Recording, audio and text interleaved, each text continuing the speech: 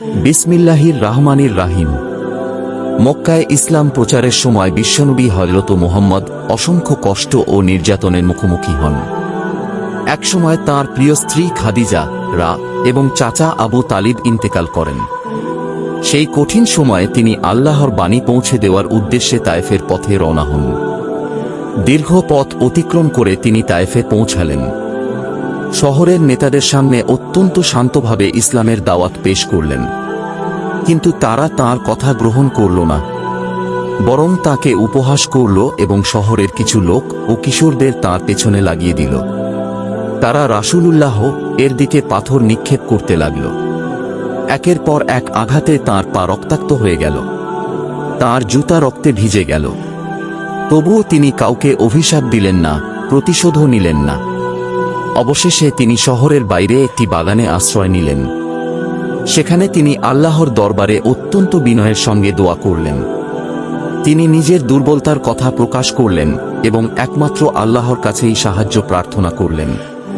এরপর আল্লাহ তাআলা জিবরাইল কে পাঠালেন। তার সঙ্গে ছিলেন পাহাড়ের দায়িত্বপ্রাপ্ত ফেরেশতা। তারা বললেন, যদি রাসূলুল্লাহ অনুমতি দেন তবে দুই পাহাড় একত্র করে তায়েফের মানুষকে ধ্বংস করে দেওয়া হবে। কিন্তু বিশ্বনবী বললেন, না, আমি আশা করি তাদের বংশধরদের মধ্য থেকে এমন মানুষ আসবে যারা এক আল্লাহর ইবাদত করবে। এটাই ছিল তার মহান চরিত্র।